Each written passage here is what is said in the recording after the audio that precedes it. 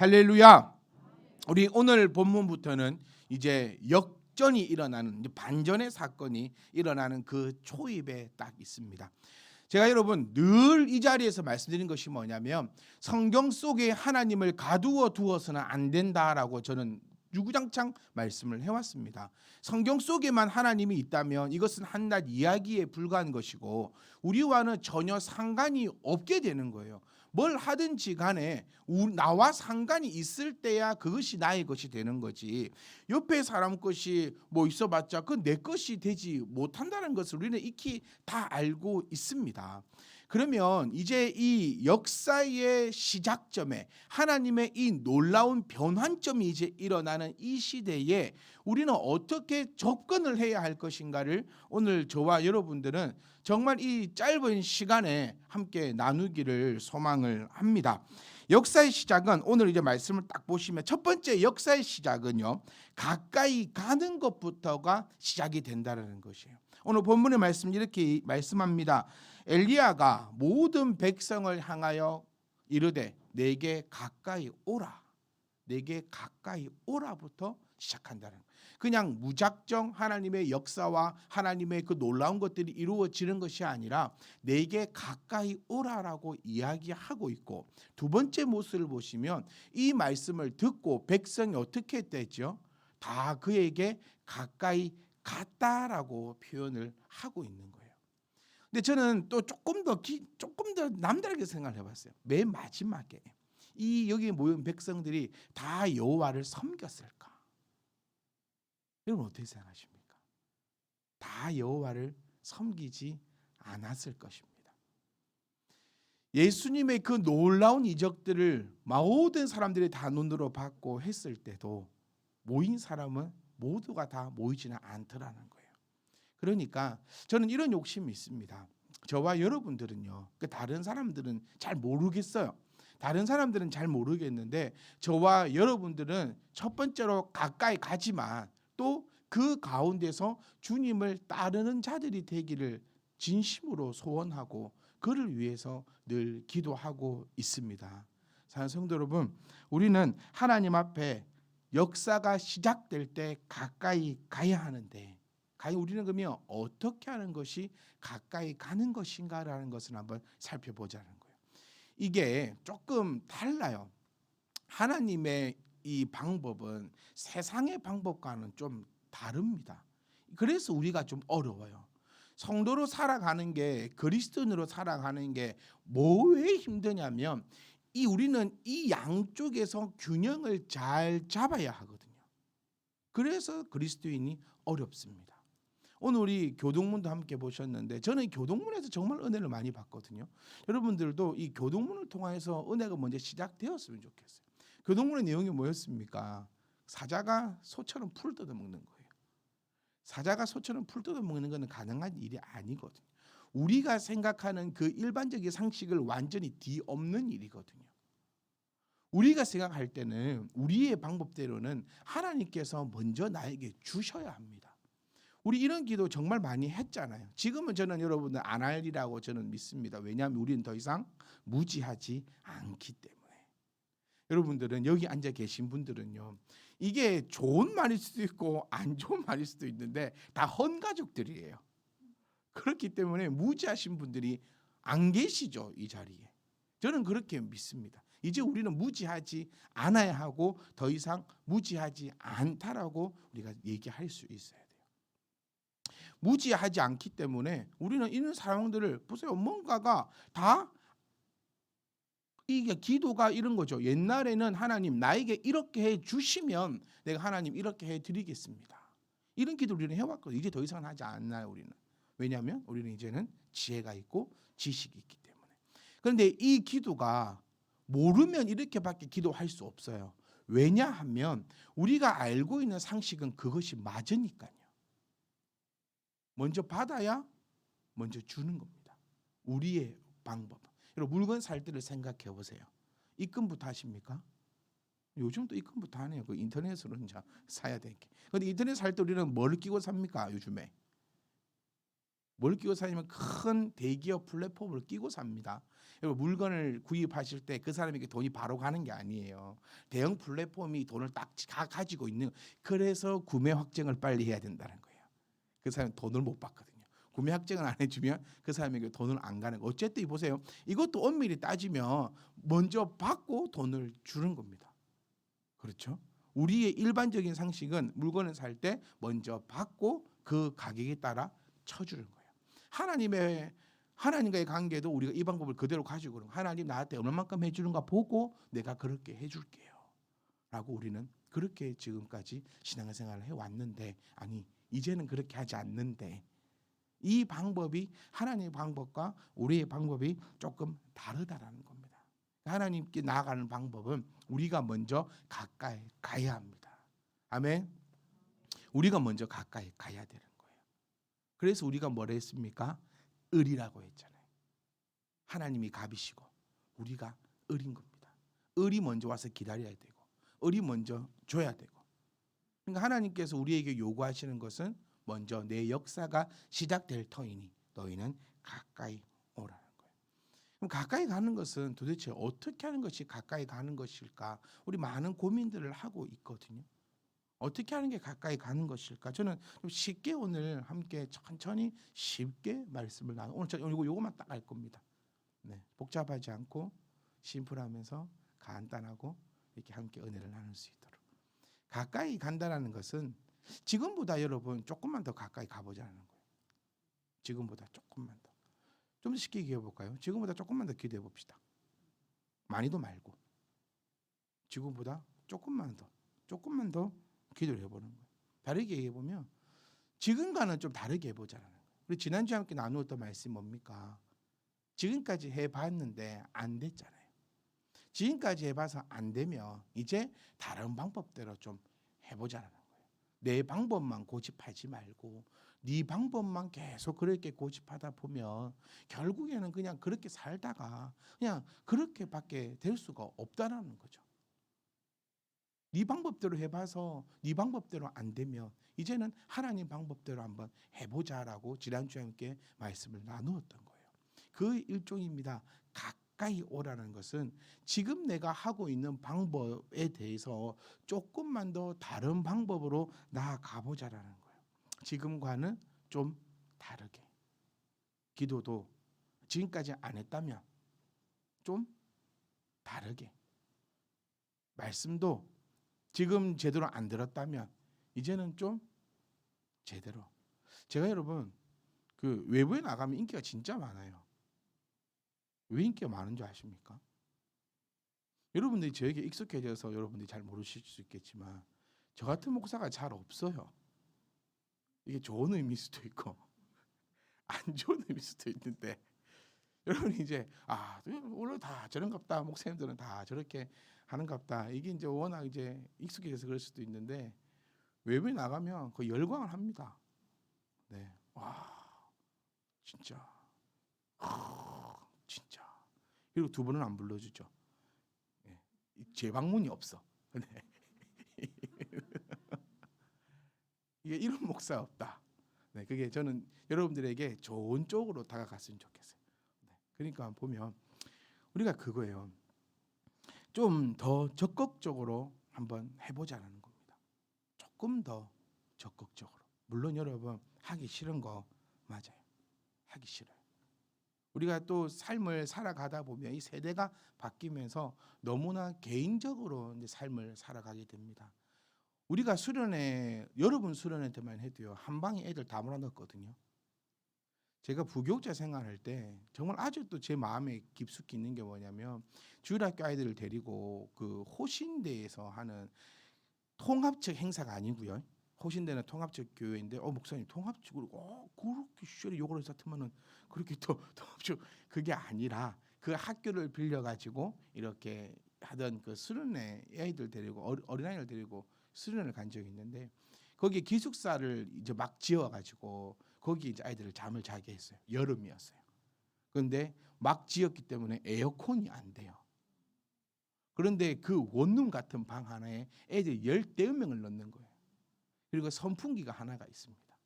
벌써 여러분 10년 전이에요. 여러분 눈 동그랄 필요 없어요. 왜냐하면 여러분 다 그렇게 살았어요. 여러분 학교에 에어컨 있었습니까? 에어컨 같은 소리가 지네. 선풍기만 해도. 네. 왜? 우리 그렇게 살았어요 이미. 그런데 그 당시에 그렇게 들어갔어요. 제가 애들한테 너무 미안한 거예요. 근데 그 중에 아이가 이만합니다. 전도사님 괜찮아요. 선풍기 있잖아요. 저희는 아직 별로 더운 걸 몰라요. 전도사님만 더우세요. 근데 그때 비도 왔어요. 꿉꿉한 습기에 날씨 더움에 그래도요. 거기서 다 먹으면서 자면서 막 이렇게 했어요. 제가 딱 이 얘기를 알면서 우리 애들 엄마들 반응을 보니까 우리 혜경 집사 말씀 일서 말도 안 돼. 세대가 바뀌어 버렸어요. 요즘에 수련회 가잖아요. 거의 2인 1실을 들어갑니다. 네. 거의 뭐 침대가 있고 제가 처음 신학교 들어갔을 때만 해도 2명이 잘 수 있는 방에 5명을 넣더라고. 침대가 2층 침대 하나 있었거든요. 그다음에 2층 침대 하나의 공간만큼 옆에 바닥이 있었어요. 근데 남자 5명이서 잤어요 거기. 시대가 바뀌어 버리죠. 요즘 수련회 여러분 혹시 우리가 수련회 가 절대 저는 여러분 장담합니다. 제가 데리고 가는 아이들은 최고의 시설에서 최고의 먹을거리와 최고의 것을 아름답고 안전하게 누리게 된다. 제가 이번에 외부에서 한번 갔다 오면서 저는 깜짝 놀랐어. 나 왜 어디서 이런 고기를 구해왔을까? 멕시코에서 냉동 돼지를 구워 먹더라고요. 저는 안 먹었어요. 네, 나는 국내산 암돼지만 먹기 때문에. 어디서 내 목사님 부자가 있어요. 목사님 이런 거 요즘 어디서 팔아요? 너도 행복한 줄 알아 얘들아. 다른 교회는 아직도 그렇게 먹고 있더라. 냉동에 아직 그 어디서 사오는지 모르는 그런 과자들 간식으로 주고 우리는 롯데마트에서 사온다. 네, 그러니까 여러분 제가 왜 말씀드리냐면 우리 삶이 이렇게 바뀌면서 같이 하는 삶보다는 이제 개인적인 삶이 좀 많이 좋아져 버렸어요. 저희 동기들 모여가지고 소원이 뭐냐 이렇게 막 얘기할 때 저희 대부분 요즘 남자들의 소원이 뭔지 아세요? 우리 이거는 좀 아내들이 깊게 새겨들었으면 좋겠어요. 남편들의 소원이 뭐냐면 원룸에 사는 거예요. 혼자. 네. 혼자 원룸에 사는 거예요. 원룸에 살 때는 옛날에 총각 때 원룸에 살 때는 그 원룸에 탈출하고 싶어서 애를 썼는데 돈을 모으고 아파트를 살려고 했는데 이제는요. 원룸에서 혼자 아무것도 없이 침대 하나와 게임기 하나 이 2개만 있으면 좋게 이게 진짜 소원이래요. 그래서 요즘에 부는 그게 뭐냐면 한 3-4명 모여가지고 원룸을 하나 계약을 한대요. 3-4명이서 모이면 별 부담도 없잖아요. 이 원룸 하나 계약해서 돌아가면서 그 원룸에서 쉰다고. 요즘에 이런 세대가 되어버렸습니다. 저 또한 해보니까 이제 외부 집회도 싫어요. 옛날에는 불러주면 좋고 가서 막 이렇게 하면 좋고 막 이러면 좋은데 이제는 가는 것도 귀찮고 내가 니들한테 뭐 하나 싶고 아이들을 보면서 우리 애들만 생각이 나고 저 가면은 우리 성도들만 생각이 나고 내가 이 시간에 여기서 뭐 하고 있나 싶고 하여튼 좀 그런 세대와 그런 시대와 그런 생각들이 이제 가지고 살아가는 우리들의 모습이 되었습니다. 그래도 우리는 해야 합니다. 물론 불편한 거 맞아요. 제가 예전에도 말씀드렸지만 저는 다 같이 밥 먹는 거 별로 안 좋아해요. 진짜로. 혼자서 반찬도 별로 없이 싹싹 비벼가지고 내 좋아하는 TV 켜놓고 불도 끄고 저는 그걸 제일 좋아합니다. 어느 지수성찬보다 그냥 혼자 딱 앉아서 착 차려놓고 이빨 먹고 딱 누워 부는 거 있잖아요. 왜 밥 먹고 눕는 줄 아세요? 누울 수밖에 없는 구조거든요. 밥을 많이 먹었는데. 그래도 우리는 교회 안에서 이렇게 모여 있습니다. 우리 코로나 시대 때 그렇게 모이지 말아 할 때도 우리 열심히 모였습니다. 모이기 위해서 애썼습니다. 그 이유가 뭐냐면 나를 위함이 아니라 우리가 가까이 나아가는 것임을 우리가 알고 있기에 우리의 희생을 가지고도 그렇게 하고 있는 것입니다. 사랑하는 성도 여러분, 가까이 간다는 것은 제가 늘 말씀드렸던 것처럼 내가 좀 손해보는 것이에요. 내가 희생하는 것입니다. 하기 싫어도 교회 안에서 조금 하는 겁니다. 제가 정말 저는 한 얘기 다 한 것 같아요. 이제 10년 동안. 저 혼자 구원 받는다면 우리 어떻게 하면 된다 했죠? 산에 가 살면 됩니다. 혼자 원룸 지어놓고 원룸 지어서 안에 침대 하나 넣어놓고 게임기 하나 넣어놓고 그렇게 살아가면 되는 거예요. 그런데 우리는 그렇게 하지 않는 이유가 딱 하나입니다. 하나님께서 가까이 오라 하셨기 때문에. 우리가 가까이 가잖아요. 그럼 놀라운 일이 벌어지는 게 뭐냐면 백성이 다 그에게 가까이 가니까 이제 그가 무너진 여호와의 제단을 수축한다, 만들고 있다라고 표현하고 있는 거예요. 하나님께서는 우리와 함께 하시기를 원합니다. 이것도 우리 상식으로 이해 안 가요. 하나님 혼자 하면 되잖아요. 하나님 혼자 하면 되잖아요.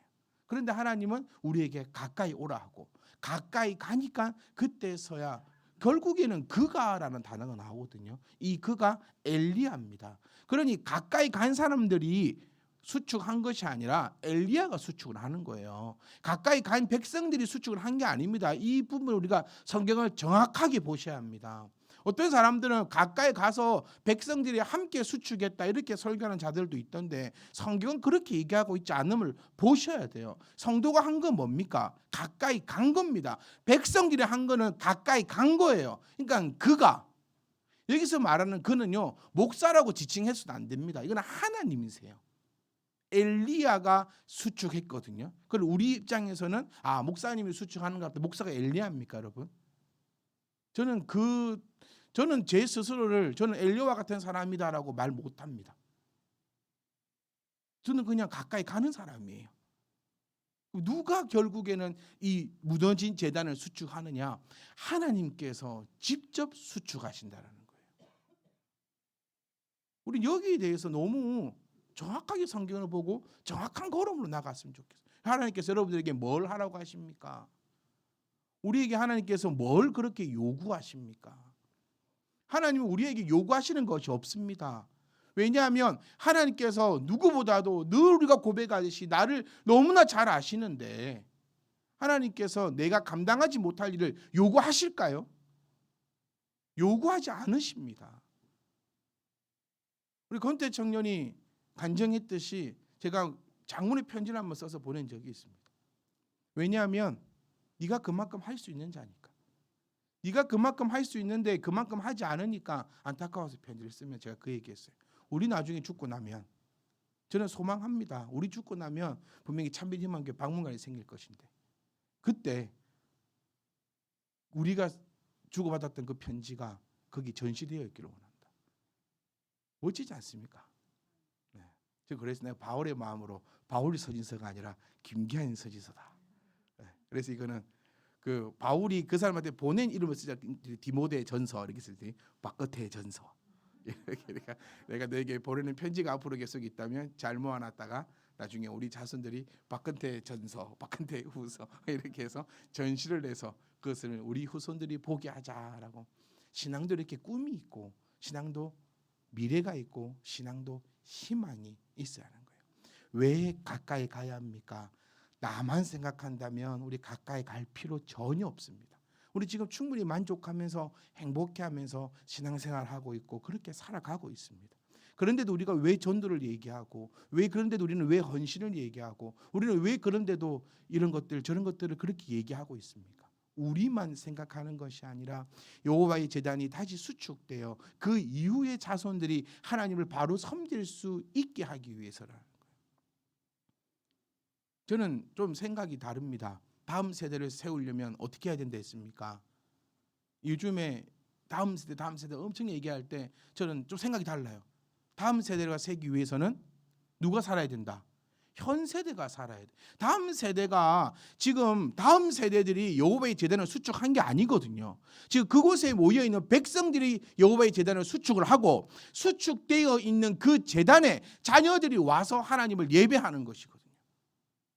그러면 실질적으로 더 우리가 기도하고 더 투자하고 더 모이고 더 말씀 보고 더 해야 될 것은 소위 말하는 다음 세대 자녀들이 아니라 현 세대 우리들이 기도하고 있다면 다음 세대가 기도를 안 할 수가 없는 거예요. 그런데 왜 다음 세대 사역이 안 되는지 압니까? 현 세대가 기도 안 하면서 다음 세대한테만 기도하라는 거예요. 그럼 다음 세대가 왜 기도합니까? 니도 안 하는데 내가 왜 하냐는 거예요. 어른들은 모이지 않습니다. 요즘에 어른들 수련하는 교회 있던가요? 거의 없어요. 부흥회 열어도요 이제 안 모입니다, 여러분. 정말 장경동 목사님이 오고 유명한 그런 목사님이 와도 우리 교회는 안 옵니다. 교회가 작아서. 한 1,000명쯤 되는 교회 가면 옛날에는 1,000명 교회에 2,000명, 3,000명 모였거든요. 요즘 1,000명 교회에 200명, 300명 모인답니다. 그렇게 유명한 사람들이 그렇게 와도요. 그래놓고 자녀들에게는 뭐라 합니까? 수련회 가라 그래요. 교회에서 뭐라 합니까? 다음 세대 세워야 된다고 얘기합니다. 절대 다음 세대가 그렇게 해서는 서지 않습니다, 여러분. 우리가 왜 가까이 갑니까? 여러분, 우리는 좀 책임감을 가지고 있어야 돼요. 누가 이 재단을 무너뜨렸냐는 거예요. 우리가 다 무너뜨렸어요.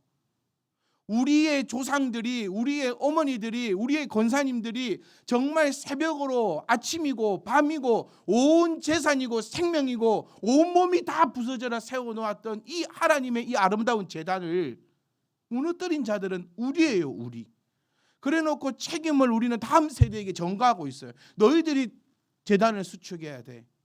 너희들이 이제 교회를 세워야 돼. 너희가 희망이야라고 얘기하고 있는데 성경은 그렇게 얘기하고 있지 않다라는 거예요. 무너뜨린 백성 너희들이 이제는 가까이 오면 누가 수축하겠다? 내가 수축하겠다라는 거예요. 그러면 그 수축된 하나님의 아름다운 재단에서 우리의 자녀들이 그렇게 아름답게 또 신앙생활 하지 않겠습니까? 내 자녀가 왜 이렇게 신앙생활 잘하는 줄 아세요? 내가 잘해서 그렇습니다. 내 자녀가 왜 이렇게 신앙생활 못하는 줄 아세요? 내가 못해서 그렇습니다. 기도 열심히 하는 부모 밑에는 기도 열심히 하는 자녀가 있을 수밖에 없습니다. 헌금 안 하는 부모 밑에는요, 헌금 안 하는 자녀가 있을 수밖에 없어요. 제가 늘 이 말씀 드리는 것 같아요. 가난은요, 대물림 됩니다. 왜? 습관이 바뀌지 않거든요. 가난한 부모 밑에서는 가난한 자녀가 나오는 거예요. 부자 부모에서는 부자의 자녀가 나오는 거예요. 왜? 습관들이 만들어져 있거든요. 그렇게 살아가거든요. 말씀을 열심히 보는 부모 밑에서는 말씀을 열심히 보는 자녀가 나올 수밖에 없습니다. 그래서 제가 참 두려워요. 우리 자녀들이 어떤 모습을 끌까? 목사의 자녀가 기도 1도 안 하고 말씀 1도 안 보면 목사의 자녀가 문제가 있는 게 아니에요. 누가 문제가 있는 거죠? 또 자막 이 말씀 못 하시는구나. 네. 목사가 문제가 있는 겁니다. 그거예요, 그거. 내 자녀가 문제가 있는 게 아니라 내가 문제가 있는 거예요. 그런데 우리는 어떻게 합니까? 내 자녀만 때려 뽑거든요. 여러분들이 잘못된 게 아니라 제가 잘못된 거예요. 여러분이 기도하지 않는다면 제가 기도를 안 하고 있는 거죠. 여러분이 말씀 가운데 나가고 있지 않는다면 제가 말씀 가운데로 나가고 있지 않는 겁니다. 이게 아름다운 연합을 이야기한다는 거예요. 나를 위해서 한다면 우리 이대로 족합니다, 여러분. 충분합니다, 이대로. 그런데 우리는 나를 위한 것이 아니라 모두를 위해서 가까이 가면 됩니다, 여러분. 사랑하는 성도 여러분, 우리 가까이 갈 수 있기를 원합니다. 가까이만 가면 무너진 재단 수축됩니다. 우리가 할 거 하나도 없어요. 우리가 돌을 나눌 필요도 없고요. 우리는 안 합니다. 내가 힘든 일이 뭐냐면 내가 할 수 없는 일을 할 때 힘들어요. 내가 할 수 있는 일을 하면 힘들지 않아요. 내가 뭐가 힘드냐면요, 하기 싫은 일을 하면 너무 힘들어요. 근데 하고 싶은 일을 하면 너무 재밌어요. 이 점들을 우리가 한번 생각해 보셨으면 좋겠어요. 우리 가까이 가면 두려워하지 마세요. 우리 이런 걱정이 있거든. 하나님께 가까이 가면 하나님이 나에게 뭘 많이 시킬 것 같아요. 이런 고백들이 진짜로 많이 합니다. 그래서 하나님께 가까이 못 가겠어요. 이 정도만 전 딱 족한데 더 한 발자국 가면 교회에서 더 일을 시킬 것 같아요. 하나님이 나에게 더 많은 걸 요구할 것 같아요. 안 가봐놓고 가보면 됩니다. 제가 이번에 청년들 조금 만나고 왔는데 저는 저 이렇게 얘기했어요. 뭐 말씀이 어쩌고 저쩌고 저쩌고 해서 니들 안 하잖아. 기도 어쩌고저쩌고 안 하잖아. 하지도 않는 것들이 뭐 말씀이 어쩌니, 기도가 어쩌니, 하나님이 어떠니, 뭐 이러니 저러니 하는 사람들은 그런 말 안 합니다. 기도하면 어떻게 되지요? 어렵습니까? 기도하면 응답 받습니다. 아멘. 응답 받을까 두려워서 기도 안 하시잖아요. 깜짝 놀랄까 싶어가지고 크고 놀랐고 은밀한 일을 내게 보이신다 해가지고 혹시나 보이실까 싶어가지고 나 좀 이따 기도해야지 그러고 있을 수도 있는데, 기도하면 그런 말 안 합니다. 기도하면 응답되니까요. 왜 응답이 안 되죠? 기도 안 하니까 응답이 안 되는 겁니다. 사는 성도 여러분, 마칠랍니다. 네, 하나만 딱 기억해 주세요. 우리 가까이 갑시다. 하나님이 우리에게 주신 음성입니다. 하나님 내게 말씀해 주시옵소서. 하늘 쳐다보지 마시고 오늘도 목사님을 통해서 나에게 주시는 말씀에 내가 반응만 하면 됩니다. 순종이란 말은 너무 좀 이제 무서운 것 같아요. 하나님 제가 순종하겠습니다라는 단어보다 하나님 제가 반응하겠습니다. 하나님이 나를 이끌어 주시옵소서. 이 고백이 더 아름다운 고백이지 않을까, 그런 묵상을 해봅니다. 하나님이 여러분들에게 지금 원하십니다. 너희가 우리 이거 인정하셔야 돼요. 우리가 무너뜨렸습니다. 우리가 우리 자녀들에게 예배 드리는 모습, 수련회 가는 모습, 이런 모습 저런 모습 못 보여줬더니 이 아이들이 못하는 거예요. 다음 세대가 못하는 겁니다. 그리고 이제는 가까이 오라는 거예요. 가까이 오라, 가까이 오라. 내가 무너진 제단을 수축하겠으니 너희는 그 제단에서 이제 뭐만 하면 된다? 예배만 기쁨으로 드리면 되는 것입니다. 우리 안에는 여러분 물론 힘든 것도 있을 거고 귀찮은 것도 있을 거고 하기 싫은 것도 있을 거고, 그렇지만 우리가 성도라는 이름, 말씀하시기에 따라간다는 그 이름대로 하나님 오라 하시기에 갑니다. 그리고 나서 우리의 마지막 고백이 뭐 해야 되는지 아십니까? 오라 하셨기에 갔사오니 알아서 하시옵소서. 너무 멋있잖아요. 하나님 앞에 우리 좀 이 정도의 당당함은 있어야 돼요. 못 맞히겠다 갑자기. 너무 제가 어려받아가지고. 이제 우리 이런 믿음, 이게 믿음이에요. 오라고 하셔서 나는 뭐 했지요? 갔으니 이제는 알아서 하십시오.